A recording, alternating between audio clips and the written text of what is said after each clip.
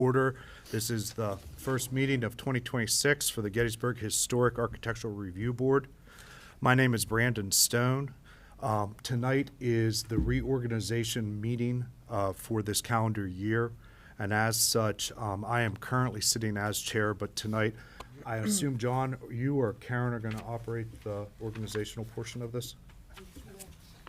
Yeah, so if you'd like, we can begin that now. Okay, and let me do introductions really quick. Yeah. So Mr. Whitmore represents the Code Enforcement's Office and the Borough Management. Karen Mesher is the secretary for the HARB meeting. Joe Edgar is a member of the board. Mr. Paul Witt is also a member. Gary Schaefer and Suzanne Christensen and Kim Spittler down at the end represent the quorum tonight for the board. We have one absent member. Stephanie Shara is absent tonight. At this point in time, I would like to hand the meeting over to Mr. Whitmore to run for organizational processes. Okay, so good evening. Thank you very much. We'll begin with just the election of chair. If there are nominations, please begin by making a nomination, and we'll do a standard first and second. Then we'll have extended nominations if anyone else would like to nominate someone. At that point, then we will do the voting on the chair. And given Mr. Schaefer said an email out that he did not want to run for chair, vice chair this year, I would like to nominate him for chair. What? What? Just joking. I make a motion, we nominate Brandon Stone for chair of HARB. I'll second that.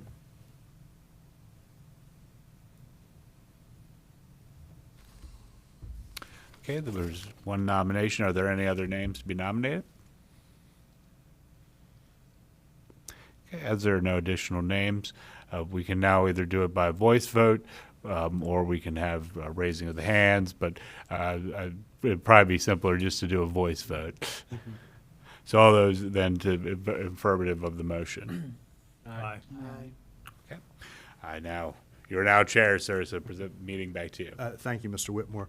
At this point in time, we're looking for nominations for vice chair, and I will reiterate, Mr. Schaefer, who has acted as the chair and vice chair for, I think, almost 35 years, has respectively requested that he be not nominated this year for any position. So at that point, is there any nominations for vice chair at this point?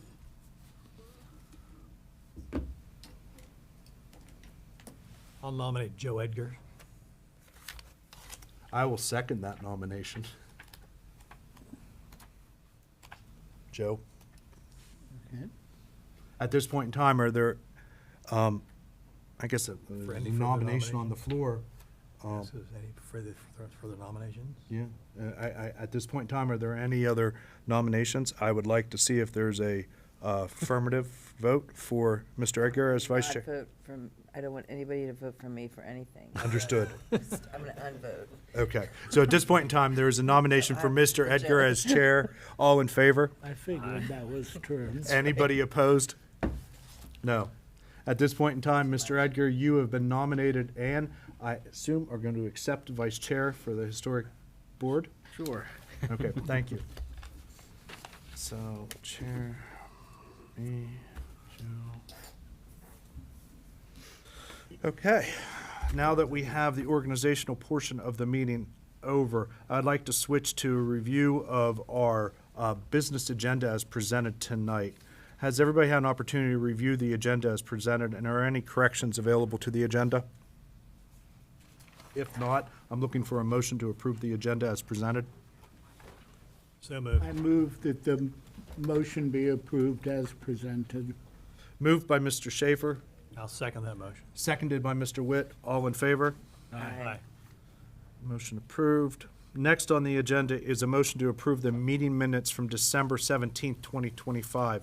Has everybody had an opportunity to review the meetings?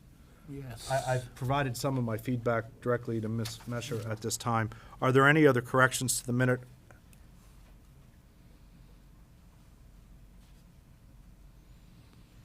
If none, I'm looking for a motion to approve the December minutes as presented. I'll make that motion. Mr. Witt moves for the approval of the minutes. Is there a second? I'll second it. A second by Mr. Spittler. All in favor? Aye. Thank you. At this point in time, we're going to open it up to public comments. This is available to the general public. It looks like everybody's here for a representation of a project. So if there are no public comments at this time, and as I see none, we will move to item 5, which is consent agenda. There are no items on the consent agenda tonight, so I will close out the consent agenda as well. So item 6, old business, COA 250094, major project, 37 Breckenridge Street, Joshua Neiderhiser. Are you here tonight? Yes, I am. Oh, good evening. Thank you. Okay, come up. You can go to the podium over there. I believe the podium, and if you could, Mr. Neiderhiser, can you confirm the green light is on as well? Green light is on. Okay, because that way the camera will be able to hit your audio. And if you can make your introductions, please. Certainly. My name is Joshua Neiderhiser. I am the owner and resident of 37 Breckenridge Street, and a member of the company Window Nation is also present as well if there's any technical questions. Chris Schaefer is his name, Shaffer.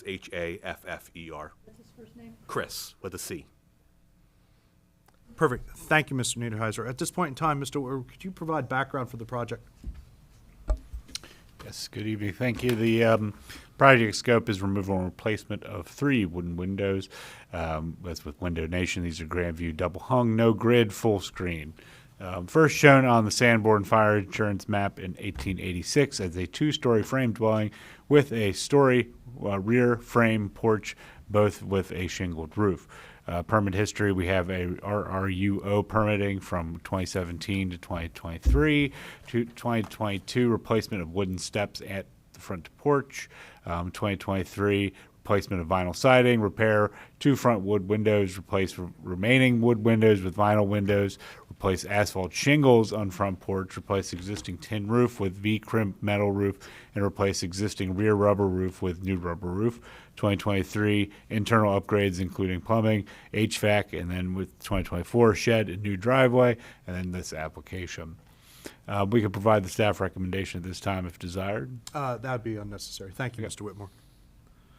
So at this point in time, Mr. Neiderhiser, I'd like you to sort of talk about what project you're working on and what your scope of work is going to entail.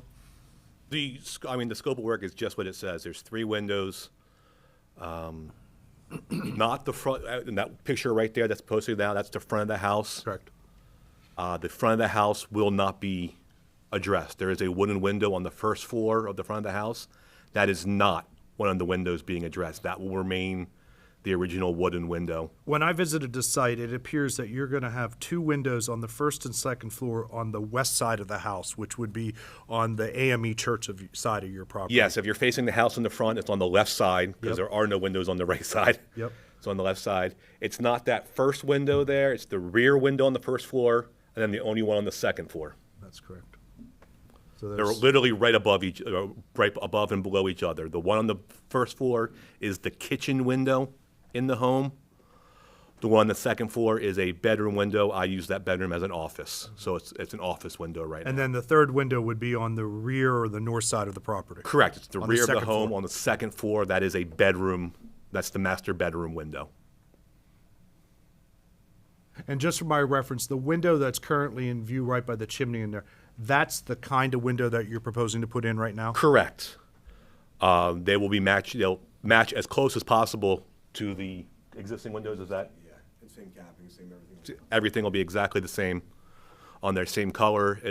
There's be no size difference in any of the windows. The only addition to the windows is they will have screens. The windows currently do not have screens in any of the 3 windows. Okay. Thank you. At this point in time, I'd like to open it up to questions by the board. Mr. Edgar, I'd like to start with you tonight.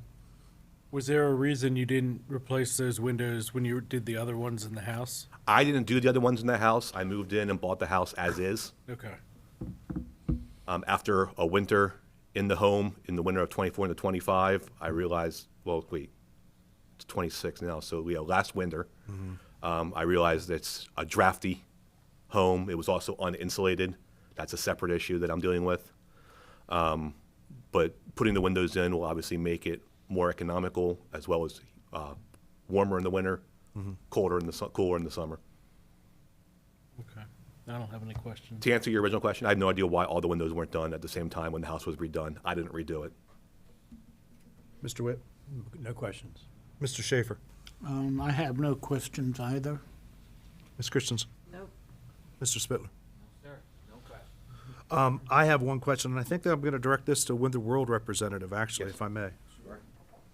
So several months ago, I should say, we had a representative from Window World come in, and Entity brought a series of windows with us. And in particular, he had a selection of what I believe was the Grandview series and the Potomac series. Yeah, it was Josh that came down, right? I'm not exactly sure the gentleman's name, but it was nice to be able to see the windows Yep. in person. Yeah. And one of the things, I believe, Mr. Schaefer, you were the one that mentioned it, is in comparison, the Potomac series had a much thicker mullion Yep. profile, Much broader, and sure. it had a more detailed design to it than the Grandview series. And one of the things that I think the board over the last year or two has started to come to reason is that from guidance from the Department of Interior, the way the mullions, the muttons, the jambs look on a window are far more critical to the appearance of the house than the base material of the windows. And while vinyl is not desirable from the perspective of being able to paint it and change its color, I think the board has sort of developed a little bit more flexibility in allowing vinyl windows to be used when the circumstances come in. And in my opinion, looking at the window that's currently in there right now, it has a much thicker jamb profile and sash profile Sash profile's thicker, than sure. what the Grandview would have. And I'm wondering, and if you look at the original wood window up there now on the second floor, you can see it's almost, I would say, maybe 2.5 inches thick in its sash. And I think having a window that was a little bit thicker, a little bit meatier, I think would be a better complement to the house. Perfect, yeah. And I'm not sure if I don't think there's a lot of material cost difference between. No, we can do that. I mean, if the Potomac is the one that is more appropriate, absolutely we can do that. And just some background. Jason, his original contact, isn't with the company, so I actually do installs and so forth. So I'm actually hands-on. Josh, I talked to Josh because he came down here. I think it was 2 months ago. 2 months right? ago, Yeah. yes. If the Potomac is the one, absolutely we can substitute that in. And in Yeah. that particular property, I think the board wanted to see how it looks installed. And we're really looking for what the appearance, trying to make one of these vinyl windows mimic what the original wood window looked in its design. And in this case, because the window doesn't have any sashes or, any mullions or details in divided light, it's just a 1/1. So there's not a lot in this particular case, but I did notice that my recollection was the Grandview was a really thin sash. For more glass space, sure. And then Yes. the Potomac's a thicker sash frame, sure. And that's really my only comment that I have in the board in regards to the window. And given the visibility on these windows are a little bit off, like there's a little bit of visibility on these two windows. The rear window is completely, and historically the board has allowed vinyl windows to be used on what would be not the front facade of the building. That leads me to my next and final question, is if you review the application in 2023, and I'm going to direct this to you, Mr. Neiderhiser. Thank you. It appears that you guys didn't follow the actual, or I should say the previous owner did not follow the guidance of that. And the window in the front of this house on the second floor was replaced out with a vinyl window. Yes, I When know. it- As I was going through, looking at the windows I noticed that the front of the house, there on the second floor, is a vinyl newer window. It is. First floor is still the original wooden window. Mr. Whitmore, is there any chance you could swing to the front of the building if you would? And I think this is gonna, I believe your first floor window has a 2/2. It is their original wood window. Yes. And then the second floor window, they went into a 1/1, which now what you have is the sort of the abrupt shock between having what is the original window and then the second floor window is sort of mismatched. Oh, that's the neighbor's house. Yep, we're getting there. Takes a second Yeah. time.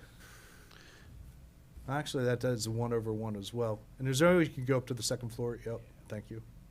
And you'll see, and this is one of the primary concerns that we have is with a white body window, a vinyl window like this, when you paint the trim on the house, I'm pretty sure your window manufacturer is going to say if you paint that window, they're not going to honor the warranty, at least on the paint of it. And so the challenge comes down to is vinyl is extremely difficult to paint from a post-production perspective. And so that is one of our concerns as sort of the board was when using vinyl windows on the front facade of the house, it makes it difficult to actually change the appearance of the window. And so I understand that you were not the owner of the property at the time. That's correct. There was somebody was redoing it to flip it, and That's correct. I'm the flippy, not the flipper. Correct. I would maybe recommend as a possibility that you replace out that window with a more period-appropriate window. And in particular, the first floor window, we are certainly not going to let you replace out with a Yeah. vinyl window. That's why I didn't even bring that up when in fact, when the first person from Window Nation came out, the first words out of his mouth were, "I can't touch that window." Yes. I was like, "I'm not asking you to." So And so now I'm trying to figure out how we can resolve the incongruency between that. The front door was not approved by HARB either. And so there are a number of elements that in the front facade of the house that are just really not appropriate for the structure. But you've been putting a lot of time and effort into this house. And it's just, I mention it just for potential projects that you may want to take on in the future. I'll add them to my, if HARB wants to make recommendations, I will certainly add them to my list. If you want to talk to the county and have them pay me more, I can do them sooner rather than later. Yeah, absolutely, absolutely. Well, I appreciate it. At this point in time, I have no more questions. Are there any more questions of the applicant at this time? Just about the screens, are you gonna do a full window screen or a half screen, like, that's, Are they full? They'll be full window screens. And do you know if the windows in right now are Window Nation windows? I don't think they are, actually. Again, I'm coming You're, into this project. you're filling in, yeah. They're not. I think those are just boulder grade windows. And just a quick question about the front there. You mentioned about the different colors. We can trim that out, when we cap the windows. We can use any color that's appropriate there.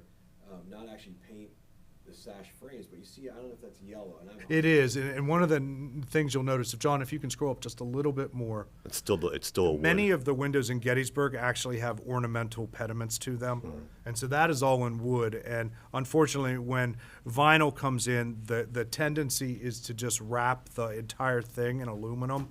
And they square everything off because it's easier for that. And so elements that show the historic detail of the building are really what we're trying to preserve. Sure, and I couldn't see it from, Yep. that makes sense. I just couldn't see it from back here. Thank you. Well, you could paint that and I'm sorry. Yes. You could paint that and. To make it look better. Yeah. Mm-hmm. Yeah.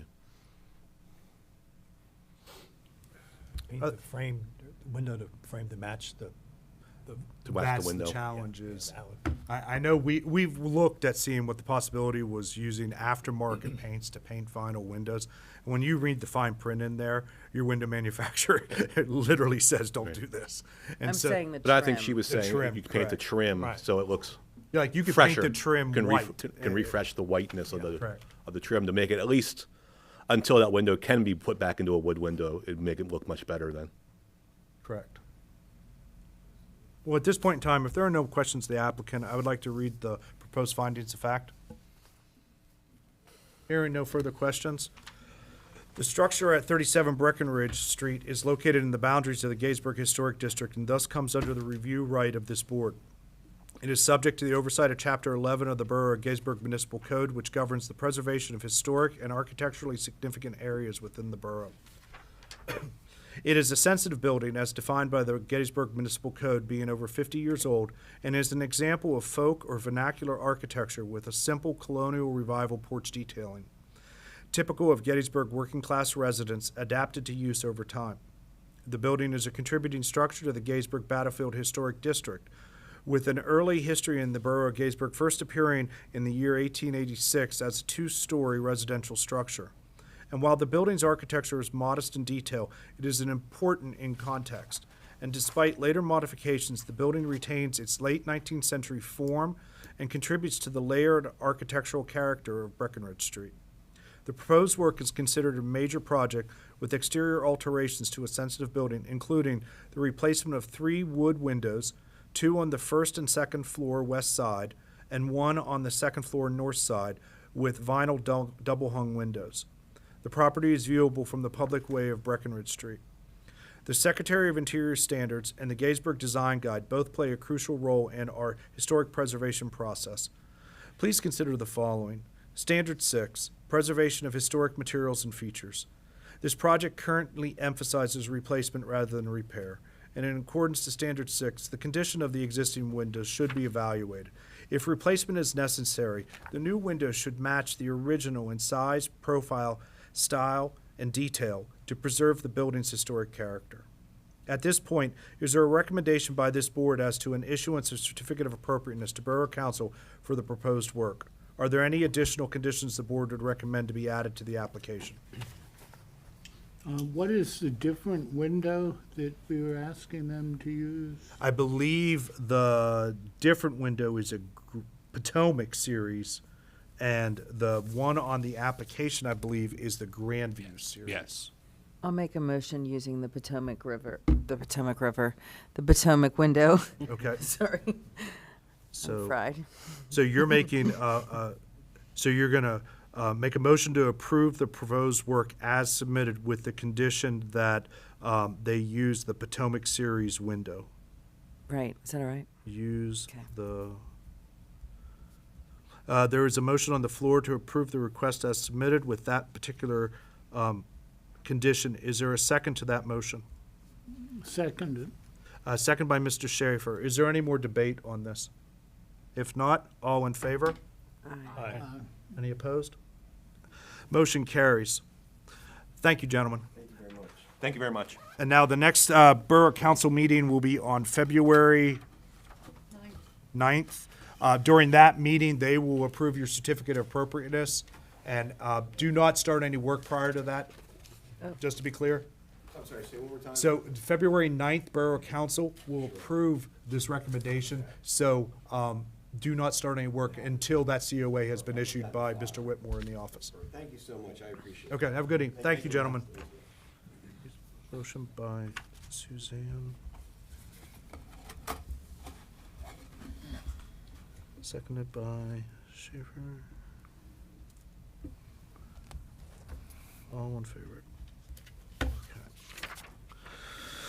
So next on the business agenda is new applications for initial review. COA 250101, Major Project 106 North Washington Street, Gettysburg Railway. Good evening. If you could go over to the podium and introduce yourself. All right. Good evening. My name is Elijah Hale. I am the safety manager and maintenance manager for Gettysburg Railway. Well, good evening, Mr. Hill. Good evening. Hello. Hi there. Thank you. At this point in time, Mr. Whitmore, can you give background on the project, please? Yes, this is the project to install a 10 by 16, 160 square foot accessory structure, a shed. The structure will feature slate-colored metal roofing and LP smart siding designed to complement the existing train station. This property first appears on the 1886 Sanborn maps as the B&G Railroad Depot. It changes names a few times throughout the history of the maps. Finally, in 1912, it's identified as Passenger Station. With permit history, we have permitting going back to 2015 for an emergency re-roof occurring June 22nd. October 9th, 2024, refurbishment of the entire structure enable train station use. That's the current use of the property. We have on July 30th a monument sign, and then on August 7th of last year an extension of the canopy roof, so the exterior portion where people would wait for the train to arrive or depart. And then, so we provide a recommendation for approval at this time. So that concludes the staff report. Thank you, Mr. Whitmore. So, Mr. Hale, would you like to give a presentation of where you're proposing to put your shed and a description of the shed, if you would, please? Absolutely. So as seen on the screen there in that red checkered area, currently the shed would actually go beyond that red checkered area. So where our current station is, you would go all the way to the left of that picture. and really off screen from that picture is where the shed would sit. Basically where our entrance is off of Constitution Avenue, you enter the parking lot there. The shed would be basically straight up where like we keep our fenced in area for our dumpster. It would be set back in the rear of the property there. Also, an amendment to that, it was a typo on our part for the slate metal roofing. It will be a black metal roofing to match the black roofing that is on the train station currently. It would just be standard metal roof. T111 siding, smart siding is what they call it for the sides of that to give the wood look like the station is currently. The current station is tongue and groove, but that's an extreme cost to get that on a shed. But the color would be painted gray, which is the current color of the station after the renovations there. Basically, this would sit, I'm going to say, 250 to 300 foot back from the current station and about 80 foot off of Constitution. I believe, Mr. Whitmore, in the borough application, Mr. Hale drew a diagram of the position of the shed. There you go. Yeah, not a good sketch by any means. You But, know what? For the sake of argument, I think I walked over there, and you have a set of parking spots over there, so I'm assuming it's going to fit. it would go in our farthest parking spot. There's like 4 across the back. It would go in the farthest up parking spot. Understood. At this point in time, I'd open up the board for questions. Mr. Witt, do you have any questions for the applicant? No. Mr. Schaefer, do you have any questions? Yeah, I do. The photographs of the shed had just flat gable roofs, but there was one piece of information in there of a roof plan that all there, Yeah. if you went back, that almost makes it look like it's a hip roof. Yeah, it is not. It's just a standard peaked roof. I think that's just like the diagram that they use just for showing like the layout of the doors and the window on the shed. But it is just a standard peaked roof as seen in that picture there, yes. That clarifies it. I'm a little disappointed simply because the station itself has the hip roofs, but Absolutely. that's fine. Any more questions, No more Mr. questions. Ms. Christensen? Nope. Mr. Spittler? No, sir. Mr. Edgar? So, and just to verify, this is just being placed in the parking lot, That's correct. It would take up no more surface. It would be on current pervious but surface. you're not doing any foundation, it's just, Correct. It would just be, the parking lot's on a little bit of a slope, so it will require some additional leveling on one side to make it level. And my intentions are to just put some type of skirting on the side where it's leveled up. no more questions?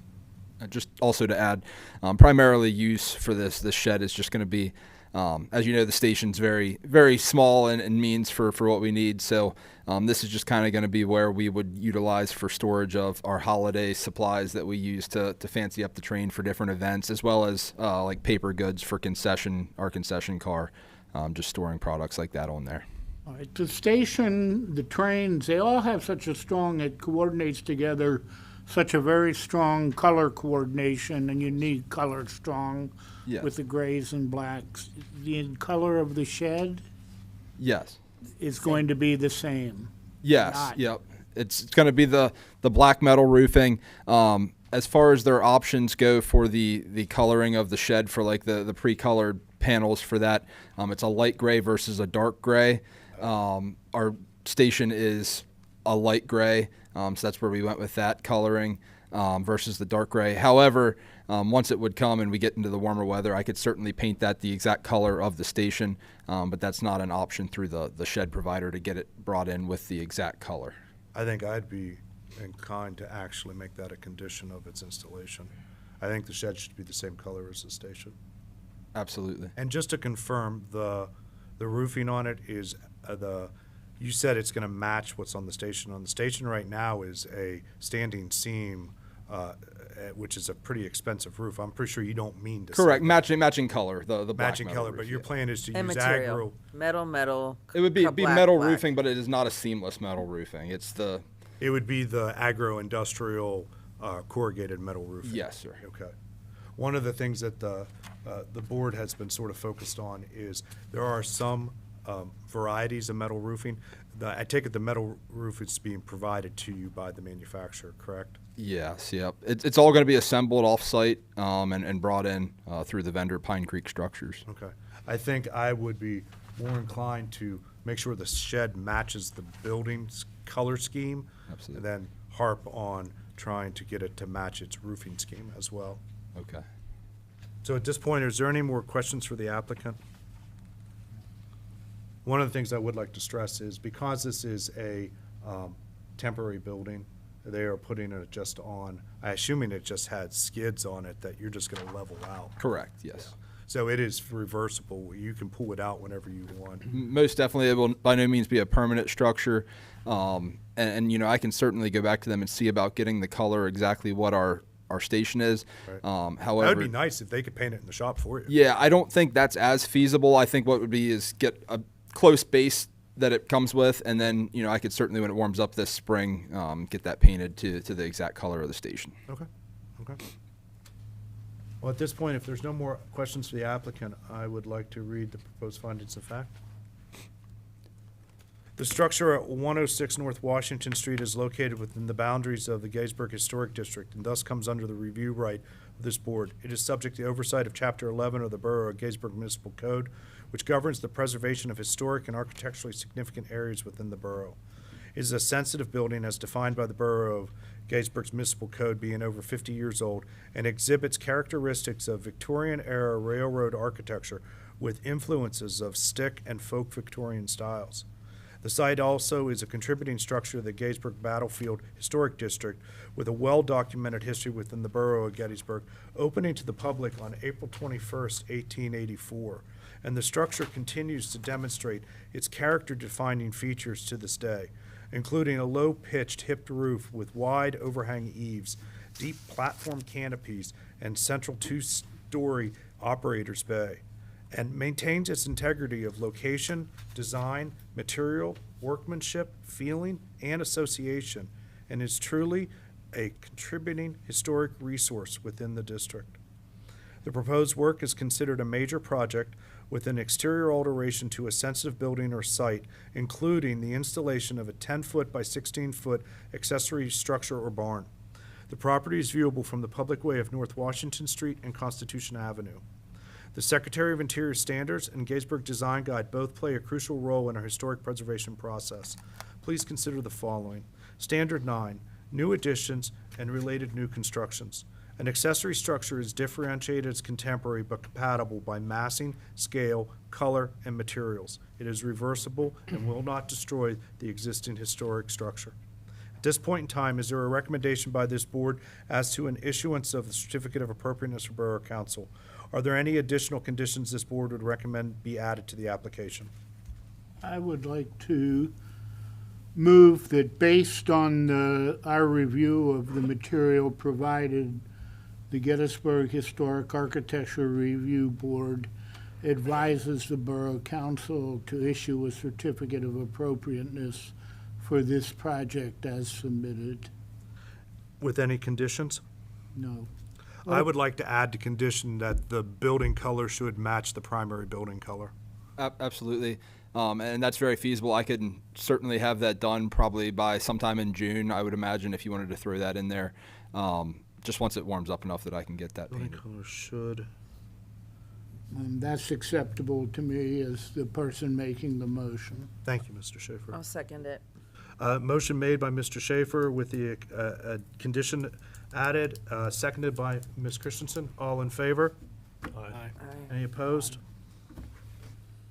Motion passes. Thank you. And you very again, much. February 9th is the Borough Council meeting. They'll approve it at that point in time, which then the borough will issue a certificate of appropriateness will allow you to do the work. Sounds great. Thank you all. Thank you. Thanks. Building color should match main structure. Applicant said that it was doable when weather warms up. Perfect. Thank you. At this point in time, I would like to move to item B on the agenda, COA 250102, major project, 341 Baltimore Street, Kimball Worthley. Are you here, Mr. Worthley? Good evening, sir. If you could join us over at the podium and state your name for the record.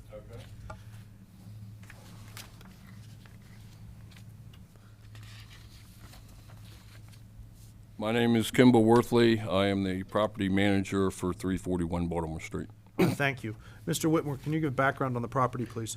Yes, good evening. This is the installation of two 4x4 wood supports to the rear exterior stairway and landing for the second floor of the structure, replacement of 5 broken handrails guards for the third floor, installation of 3 railings to comply with 4-inch between guard. That's the standard. Parcel history, the property first appears on the 1896 Sandboard maps as a predominantly 2-story wood frame structure with a portion being brick. It begins changing throughout time. By 1902, it's now brick framed. By 1907, the front portion of the structure is added an additional 3rd story. And then by 1912, it shows roof improvements having occurred throughout the structure. We have permitting history for one permit back in 2001. That was for the demolition of an existing accessory structure. At one point, the Sanborn maps indicate there were 2 accessory structures on site. May 4th, 2021 provides that there was a land use permit for repointing of bricks. And then we have a discussion then about historic features that can be repaired or restored, about our preservation. That concludes the report. Thank you. At this point in time, excuse me, Mr. Worthley, can you give a presentation of what your plans are? Yes, I have a drawing, if you'd like to see that. Did you provide it to the borough? Well, I'm not the owner. Yes. Okay, the owner is the one who's been, applying for the permit. I'm just representing her. So maybe if we could sort of just go off of what, I think there are a number of issues that are currently pending with the House. Oh, yeah. In the scope of this meeting right now, we're going to try to narrowly focus it on what would be the rear staircase. Right. Okay, well, can I go up and point? You can just go up Okay. and point. Okay.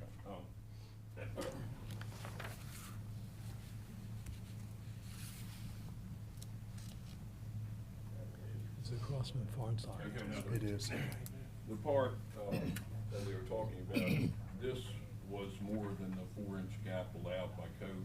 Yes. So putting in additional rails will narrow that, so it's not 4 inches anymore in any space. Yes. Stairway.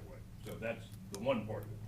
The part you were just talking about before that is right here, okay?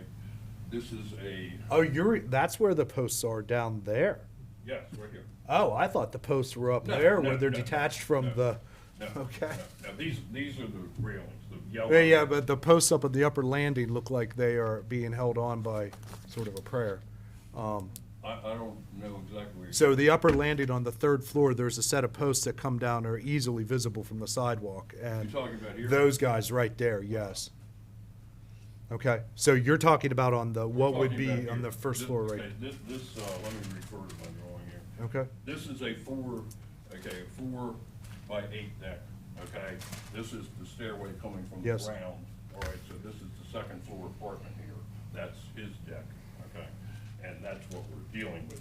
Right now, it has 3 existing 4x4s, 1, 2, and you can't see this one that's on the other side of the stairway. Yes. Okay, there.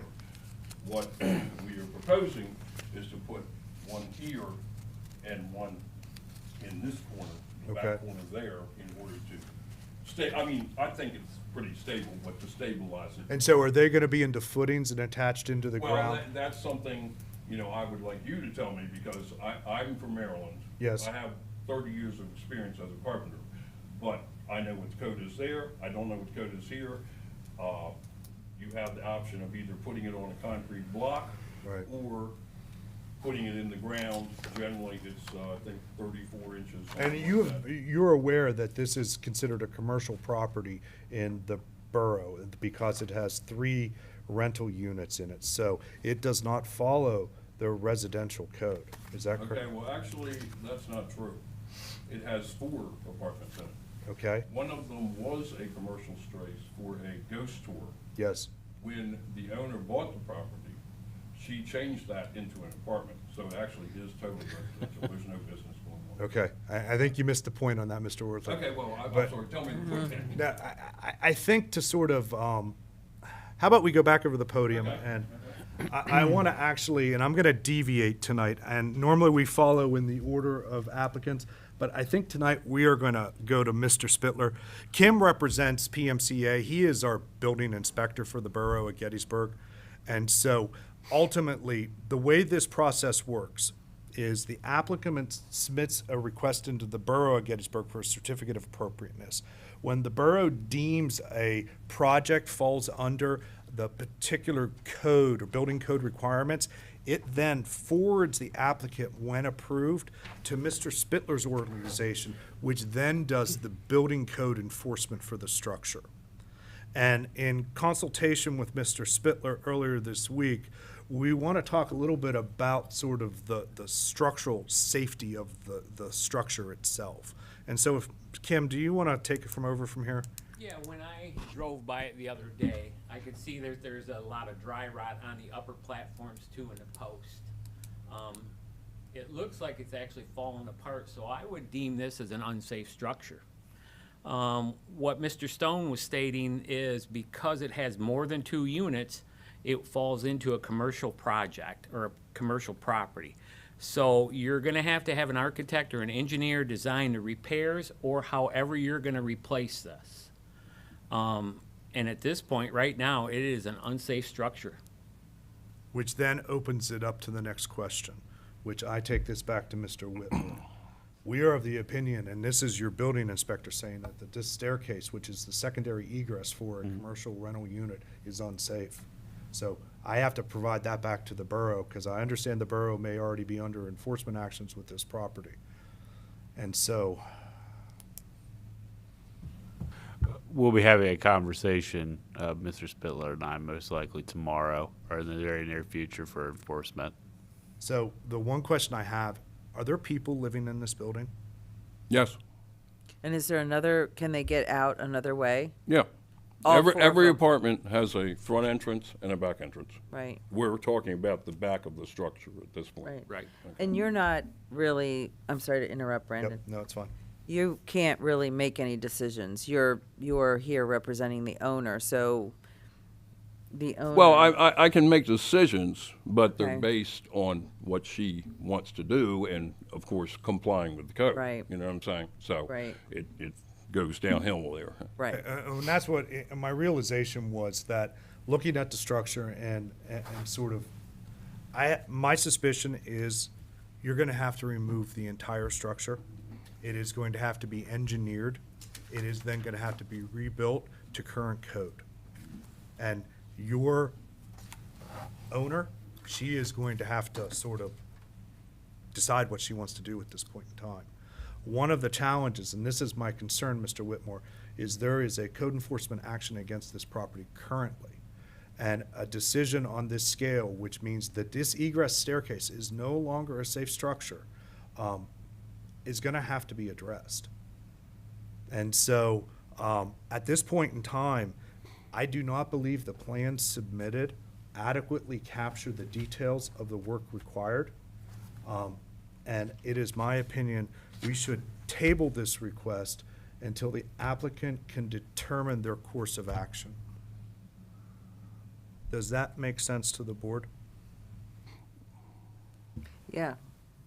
If I may, Mr. Chair, it may make more expedient sense to the applicant for a denial, and that with a resubmittal of a land use permit application, as it with what you've just suggested, it would be, you're gonna be looking at basically a brand-new That's correct. application. So, that may be quicker for the applicant. I mean, clearly, it's gonna be less satisfying, but, yeah. My only concern is they have submitted a certificate of appropriateness pending with the borough right now. We could, yeah, I see what you're saying. Why would that, why, I'm sorry, I'm trying to follow that. Why would it be faster? Because Why would it be Without faster? being tabled, you haven't really provided the direction. You just saying, make it better. But by denying it, you can say specifically, we want to see something engineered. You want to provide them with finality that they'd be able to address your concerns. Okay. It can still be done at the table, but just there may be some benefit in this case, given the scope of changes that it sounds like the board is wanting to undertake with this project. And I think that's gonna be the challenge, is fundamentally, I don't think there's anything Mr. Worley can do with this right now to actually make it past a building inspection. And I don't want you, and to be honest, I already saw you already started doing work on it. And so, I don't want you to put any more money into what you are doing right now, because you are just putting good money to bad. And Okay, well, sir, I am following exactly what Peter told me. Yes. Really? Exactly what he said, and I what I'm am pretty doing. sure in the guidelines from the borough, it expressly told you, do not begin any construction work until you receive a building permit. Okay, the only thing I was told, now maybe I misunderstood this, but the only thing I was told is the permit was for the platform, and that's what I needed the permit for, not for just putting handrails up. But, It's any modification. no, I may have misunderstood that, excuse me. And that's fine. When I went by to the building today, I saw you have pile of wood down there. You are adding the additional supports on the structure right now. No, Don't no, do no, it. no, I'm not. If you'll notice, they are not up. They're just sitting there. They're just I sitting was there. waiting for the permit to put the 4x4s in. Understood. You understand what I'm saying? That's all that's doing. Okay. It's not, they're Right not now, attached, they're not screwed, May they're be not able to anything. reuse what you've purchased, but I think by the time you get a design professional to look on how to correctly interface the stair egress for all 3 floors, I don't know what that even is gonna look like. Okay, well, let me ask you a question. When you're talking about an engineer, now, is this an engineer you designate for the project? no, Or is it's this someone completely up- we get? It is, and it's a design professional. It just needs to be, and help me out here, Mr. Schaefer, Mr. Edgar. Like an architect, a licensed architect could do this, Or a structural engineer could do structural this. engineer. Yeah. and so there are numerous people around that can do this, but you need to be able to present plans, not so much to us. Ours is really sort of to approve the design of it, but when you go to PMCA, the building inspectors are gonna review those plans, and they're gonna wanna make sure that you follow the continuous railings, the footing requirements, the egress access points, the landing sides. There's a whole bunch of stuff that all of those things need to be met to meet the safety requirements for that staircase. Right, I understand that. I just, do you have a recommendation for an engineer? I do or not. this I is do just, not. I would say talk to Ms. Shearer and speak with her, explain to her. I think, following John's recommendation, I think we would be best recommending a denial of the application as presented. That would allow the applicant to have sort of a sense of finality on this application with specific instructions that they need to contact a design professional to produce what would be a safely designed egress stairway for the structure. We're not allowed to give names out, so that's why it doesn't, we No, don't I want to understand. seem I was like. just asking. But if you look up in the phone book or Google, architect or structural engineer in Gettysburg, you will find who you need. Okay.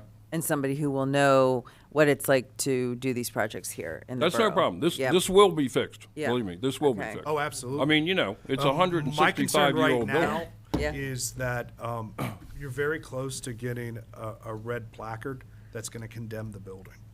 And that is my concern, given that there are occupants in it. Okay, And- well, all right, go ahead. And so, from a safety perspective right now, I know the borough is going to review the request, and I'm sure Mr. Spittler is going to follow. There are specific state guidelines that they have to follow. And so, again, I think you'll be in contact with the borough that will explain what your sort of legal responsibilities are very shortly. So, and I apologize, I know we could have opened this up to a broader discussion on the staircase, but I think at this point in time, the applicants are going to come back with a design staircase that we will need to review, but at this point, I think it'd just be best to deny the request. So at this, Is there a recommendation for denial as the application has been presented tonight? I'll make a motion to deny the application. So the motion has been made by Mr. Spittler to deny the application. Is there a second? I'll second. And a second by Mr. Edgar. At this point in time, is there any additional discussion regarding this? Is there any questions that people need to understand? Well, I'll just say, will you be in touch with him or you'll be in touch with him just to get a better understanding of what the next step I haven't is? talked directly to this gentleman, but Okay. I'm always in touch with Peter, and I send him pictures of, Yes. what Okay. he wanted Right. done and, I think one of the the things that's ongoing process. a little bit confusing is Pete represents the borough residential inspection team. Mr. Spittler represents the state of Pennsylvania's building inspection. So they are, in effect, two different entities. And so the borough has been producing what their code enforcement requirements are for the property owner, so they understand what needs to be addressed. But the scale and size of this staircase pushes it into Mr. Spittler's realm. And at that point, everything has to meet what the requirements are from their perspective. Okay, that's fine. I'm just saying I'm getting, conflicting, I advice think- so far. I think as long as he has an understanding of who is going to reach out to whom. Somebody's going to reach out to the owner. PMCA will be reaching out to the owner regarding UCC code compliance, and Peter will be following up with this regarding property maintenance code compliance, which we've sent a prior letter to the property owner. We'll update that letter accordingly. Does that make sense? So I will be dealing with who? Well, they're going to reach out to the owner via The borough. Yeah, The the borough of is. Gettysburg is who Okay. you're going to Yeah. deal with at this point in time. Okay, so I'm going to be doing this. You'll be speaking with a representative from our office, and you'll Okay. also be someone with Pennsylvania Municipal Code Alliance will be in contact most likely in the near future regarding the status of the steps. Right. Okay. Just a question, Mr. Worthley has introduced himself as the property manager with the borough requirements that owners have a property manager that's within the borough or accessible. Who gets contacted? It always flows back to the property owner. Especially when it comes to physical defects, it's going to be their responsibility. Now, with regards to the RRUO licensure, this affects that as well. It does. And that's what we would get we get the property manager engaged on that aspect of it. So this seems like it's going, based on the conditions in the discussion we've had tonight, there's going to be a different focus going forward than just on RRUO property maintenance. It's going to be UCC code compliance. And that brings up an interesting question. So they failed their RRU application. So how does the borough deal with it when an apartment owner fails their inspection, but they have active tenants in the building? Well, we have to work with the property owner. When it comes to property maintenance code, it's not as clear cut as like a speeding ticket. The the magistrate's office wants us to work with the property to remedy the issue. So like bringing in building permits, coming before this board, this is a step to mitigate that issue. Like a right to cure, Yeah. Yeah.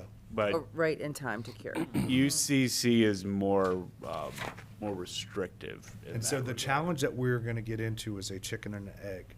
We do not engage Mr. Spittler's organization until they have an approved COA that has been given to them. They are not going to get an approved COA until they reach out to a design professional who designs each staircase. Yep. That could take upwards of 3 months, 6 months to get that done. In the interim time right now, we have a safety defect in the borough that is a concern. Well, and that's why PMCA has the enforcement capabilities for the UCC violations. We'll have that conversation as next business day. So I'll be either emailing or calling PMCA to figure out how to proceed, but it is a problem. Yes. I just wanted to make sure that you understand the gravity of the situation.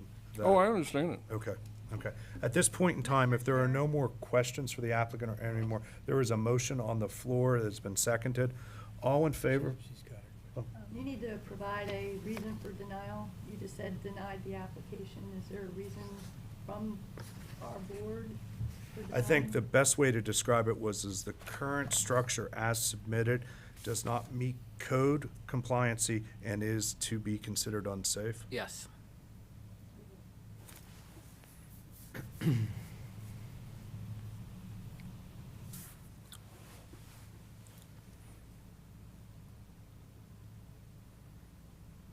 So there is a motion on the floor for denial with a justification. All in favor? Aye. Any opposed? So the HARB very rarely recommends for a denial of an application. So, Karen, let me know if you need any additional context to how to word this. Well, I just said that to deny the application because current structure does not meet code compliancy and is unsafe. It is unsafe, yeah. I'm trying to keep it simple in terms of the communications that we have to give to council. Okay.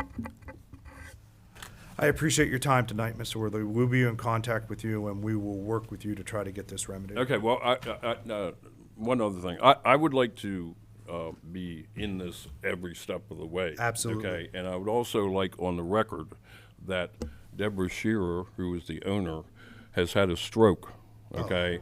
And cognitively, she is not what she was.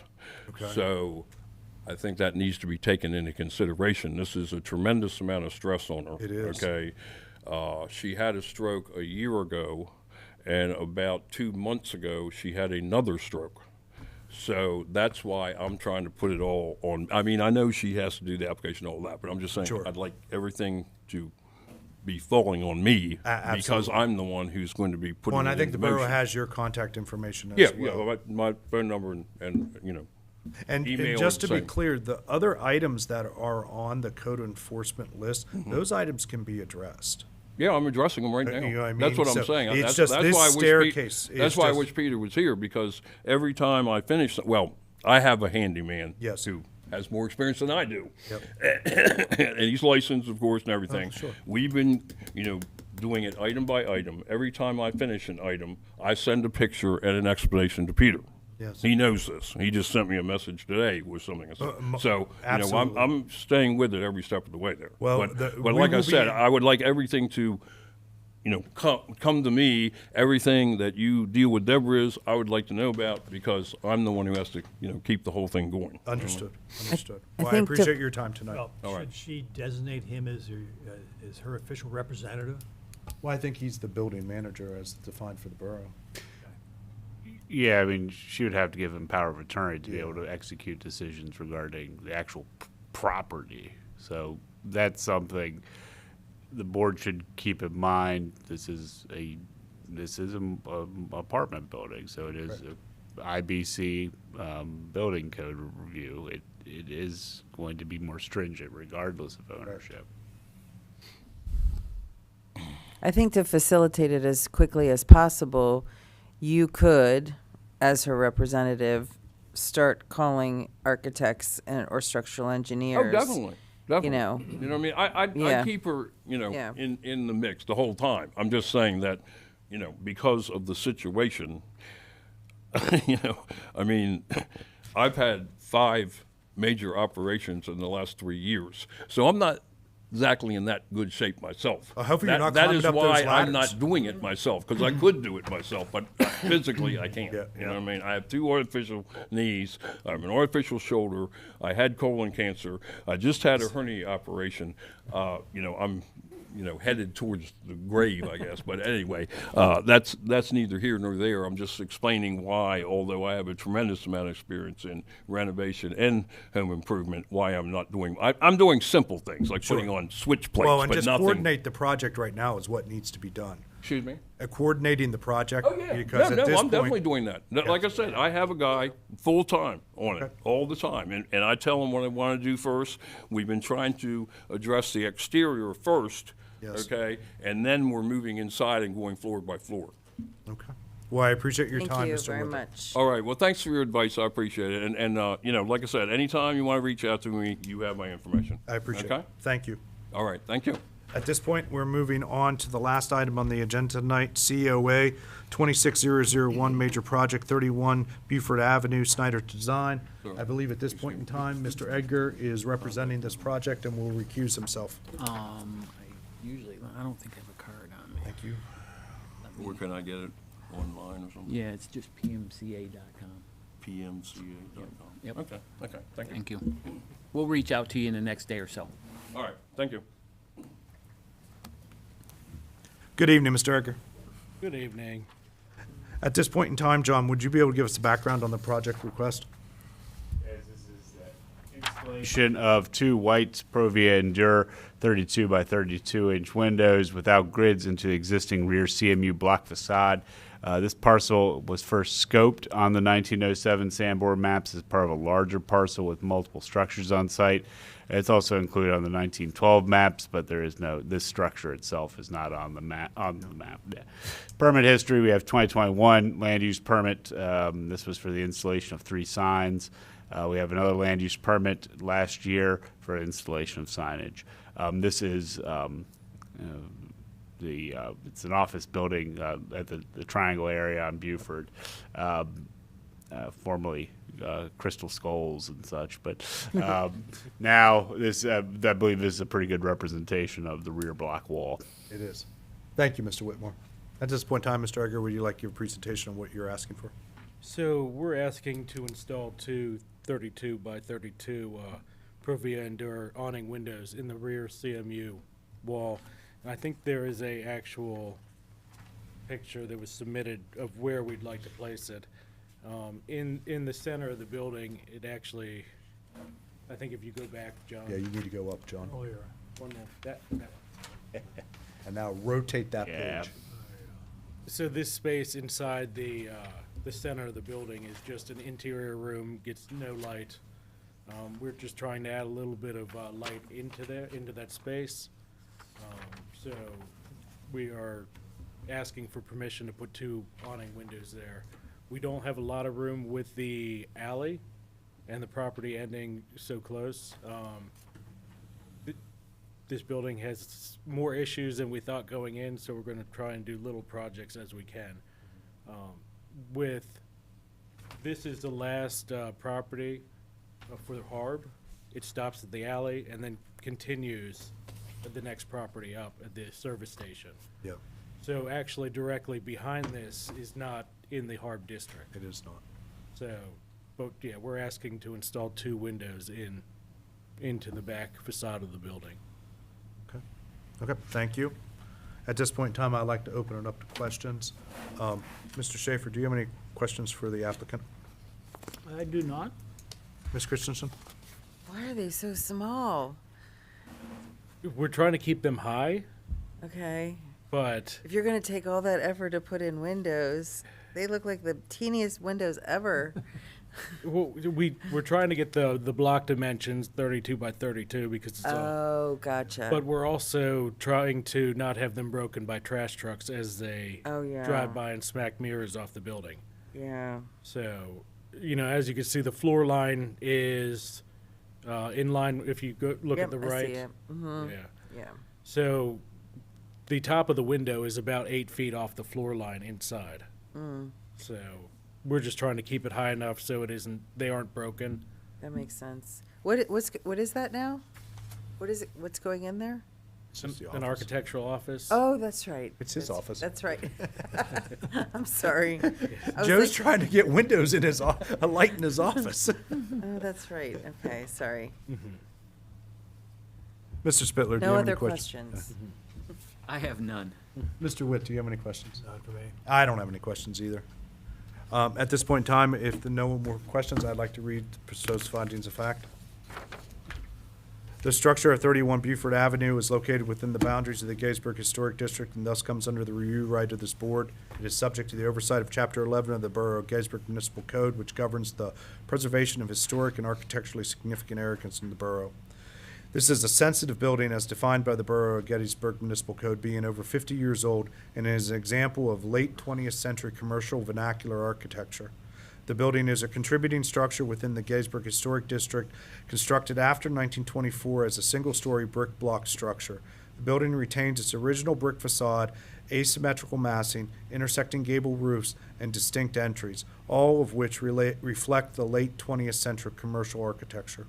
The proposed work is considered a major project with modifications to a contributing structure, including installation of 2 white Provian door 32 by 32 windows on the rear facade.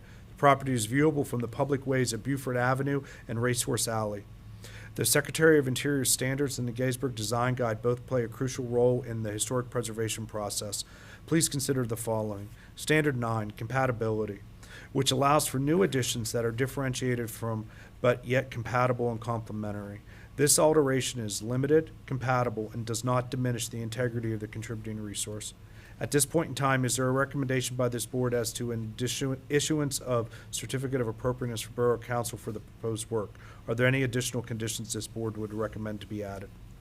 I move that based on our review of the materials provided in the application, the Historic Architectural Review Board advises the Borough Council to issue a certificate of appropriateness for this project as submitted.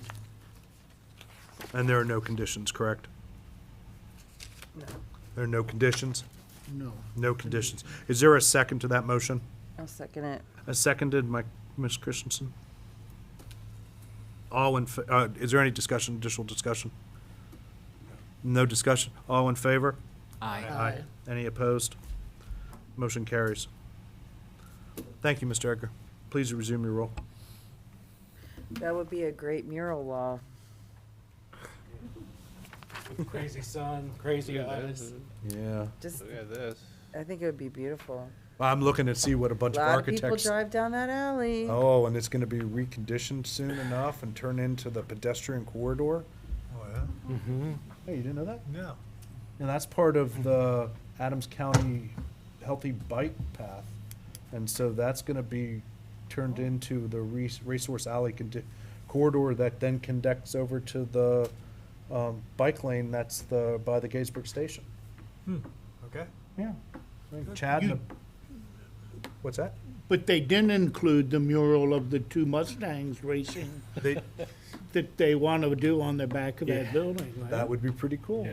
But those aren't We're go- Mustang horses. Ah, They're they're- not doing Racehorse Alley, they're doing Race Car Alley. We'll be in here a couple times. Well, we're gonna be submitting for a building permit to make changes inside, Right. but the outside has been let go for a while, Yes. so, we're looking at making some big changes well, not big changes, but Right. to bring the building back up to. Well, and I think the nature of the building itself needs the touch of a pair of architects that are bored looking at it. Yeah. So I look forward to seeing what you guys produce. At this point in time, there are no more items on the business agenda. I'll move to the report section on there. We appear to only have one administrative approval since last time. Is that correct? Yes. Okay. And that looks like a in-kind roof. Yes. From the report of the chair, I have 2 items. First and foremost, I'm not sure how many of you received the email communication about the change Borough Council executed in the definition of the ordinance for the Historic Board. Inside of it, I broke it out explaining that they changed what was, at the time, I thought to be just the supermajority requirement, which made just a simple majority now our voting option. But they also changed a couple other components in there, of which, first and foremost, we no longer recommend to Borough Council. We counsel Borough Council.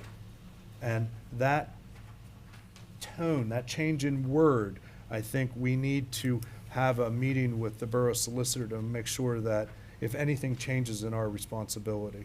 Secondarily, there was also an addition that Previously, our ethics requirements aligned to what were the Borough of Gettysburg ethics requirements. In addition, they have now added compliance with the Pennsylvania Ethics Act.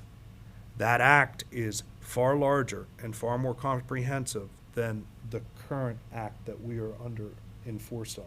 So my recommendation to all of you is, those of you that have professional businesses, you need to make sure that you are in compliance with those requirements.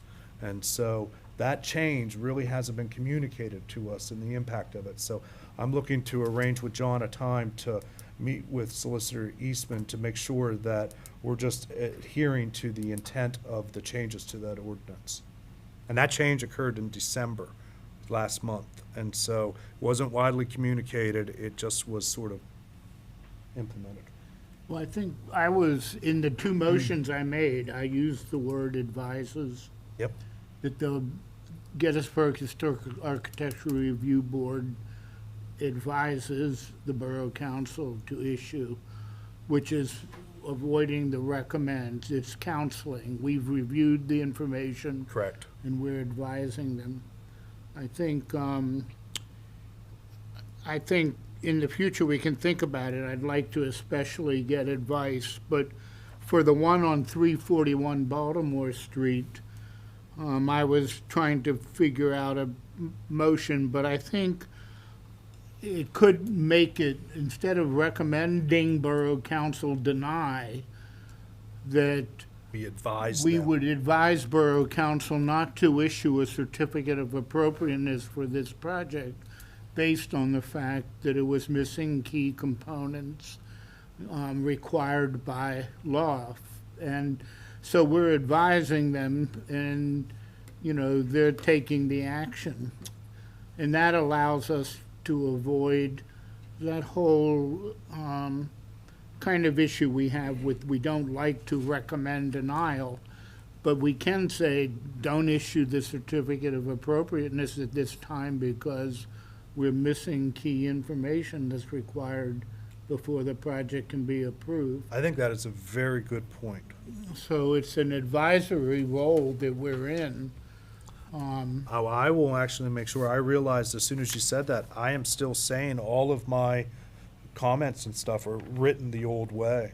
So I'll see if I can maybe modernize them to more in the spirit of what. Now, I saw John listening so closely, maybe that's premature at this time to change it, but I saw that in the information that was provided by you and everything, and I thought, well, they don't want to, it's not so much, it's a less direct confrontation or conflict in, you know, turning down a recommendation from HARB than it is considering our advice. And I can understand that it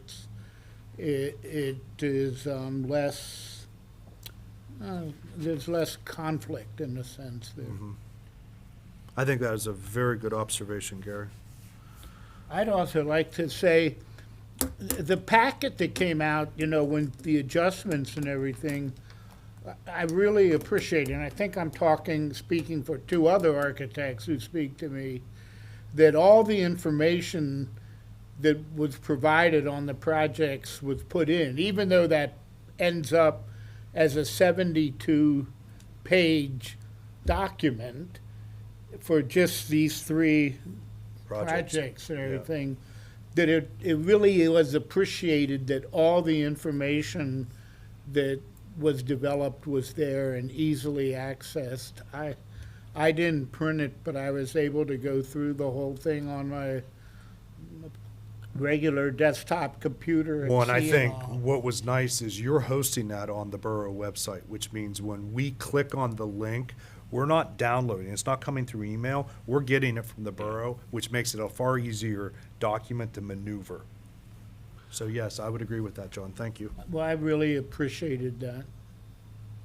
Yeah, it's nice if something has changed, that the newest document or link has everything that's currently, that's accurate. something we can do going forward. Especially with some of the projects we're going to have in other boards and commissions, makes our jobs exponentially easier just having the information available for the public as opposed to going through right-to-know requests, which eat up a lot of staff time for nothing. Interesting. So that was one feedback I would say, is I noticed on this month's agenda, which was the first page of the packet, you put the entire packet out for the agenda Yep. for HARB. And I don't know if that was intentional or if that's the plan to go forward. That's we can do that either way. We can just have the agenda itself, but having the packet available, we provide that information to the applicant, so it'll still be available on our borough website. And it is something as public information, the public has a right to inspect it and provided copies. So Yeah, but overall, I would say the easiness to use it, because before, I could tell you, I personally struggled receiving large packet dumps in email, and they would sometimes get lost. It sounds like the consensus is everybody has a much easier time doing it this way.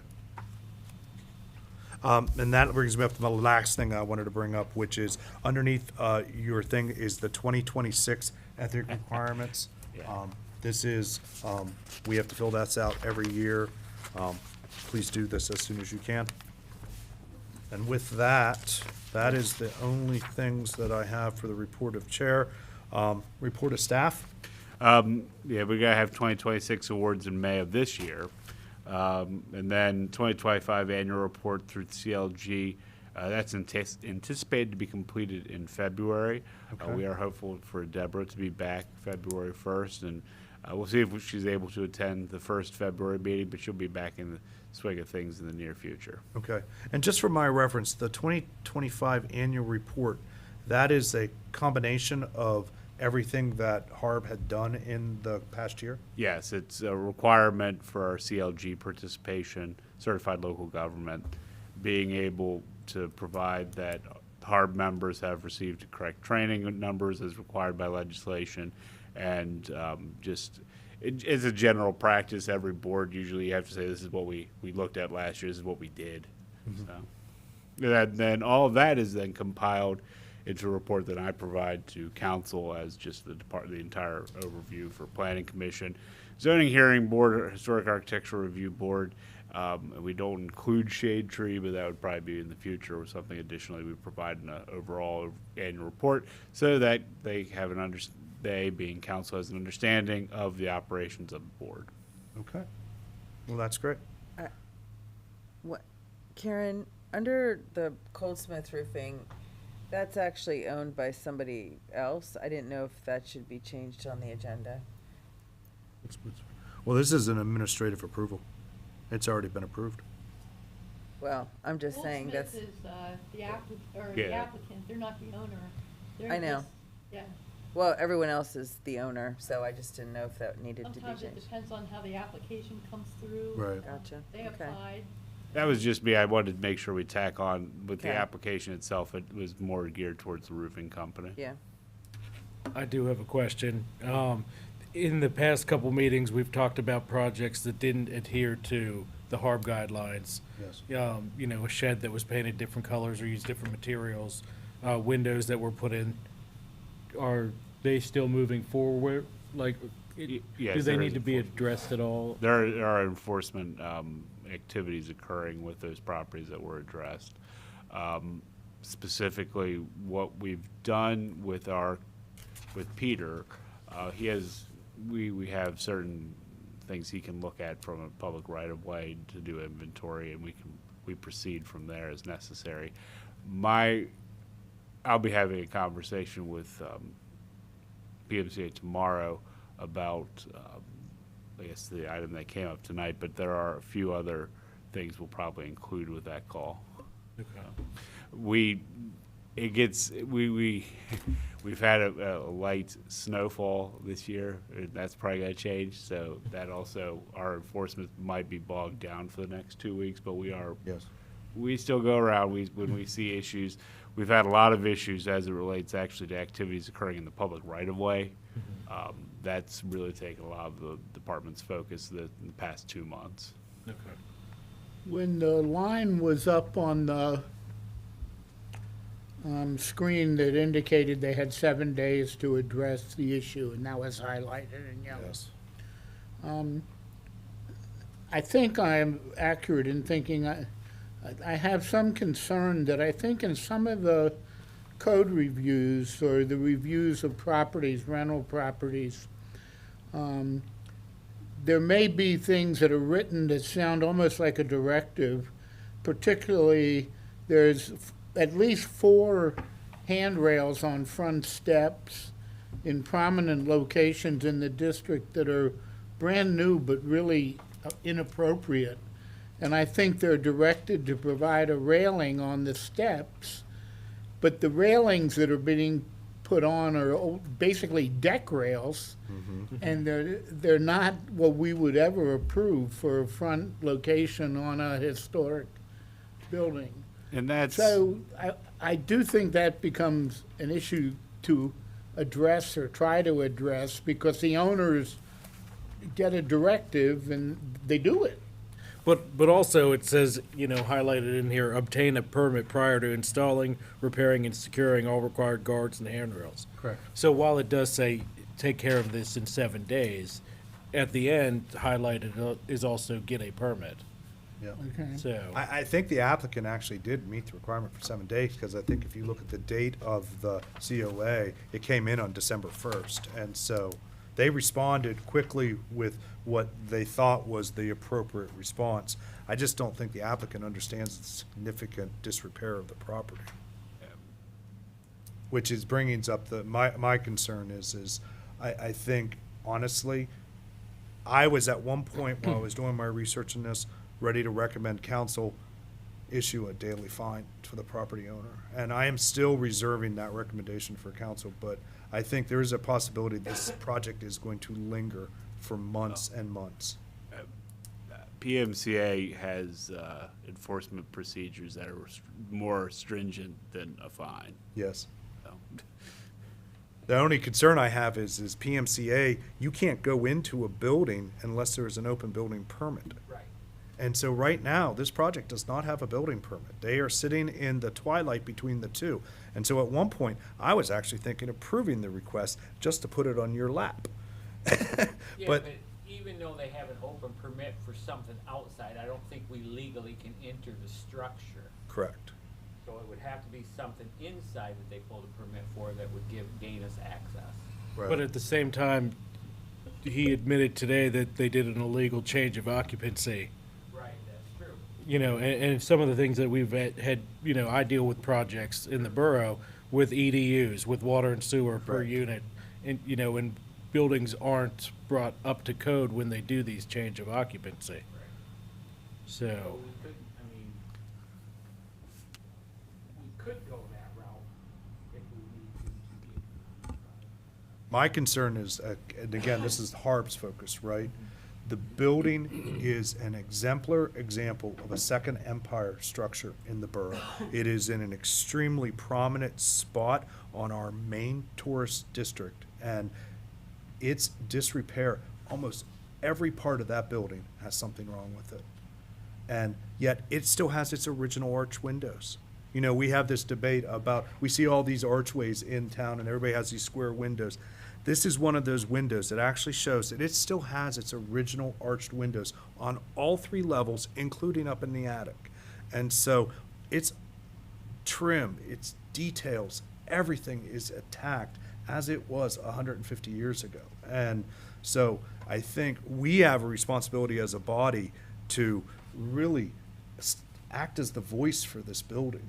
And my concern right now is Kim has to act as the safety for the building. The borough has to act on the safety of the building. And we're starting to have a number of issues that I'm just concerned for this building. Well, luckily, there is another egress. Yes. Luckily, because displacing 4 families in an area where there's no rentals available. That's correct. And it's winter and it's freezing. It's just terrible. You can't do that to humans right now. You can't. You cannot do it. I mean, unless it was catastrophic. Right, and that's one thing we don't like to do, Yeah. this place. Correct. Yeah. So, again, I look forward, John, if you can keep us in a loop as necessary for what works on this. I can tell you that back to what Mr. Edgar brought up early, though, about the list of properties that are in noncompliance of previous HARB. I would like to produce a list, and I know I have several in my mind that I know are they're at least currently noncompliant. I'll send that out to the board. If anybody else can add to that list. One of my concerns right now, and I don't think there's anything going on it, 4 South Washington, South Confederate Avenue, which is the Schultz house, appears to be putting a deck rail on the second story of the house, one of the sort of modern decking rails on the building. They don't have a permit for that. They know they need a permit for that. And it is stark white on that building. It is one of those giant, really beefy deck. Yes. And so I'm just concerned that I don't want to be that guy that goes around and tries to find all these things, but some of these things stand out like a sore thumb. I just recommend that when you see stuff that is not making sense or it is apparently is problematic, please loop Peter in. Okay.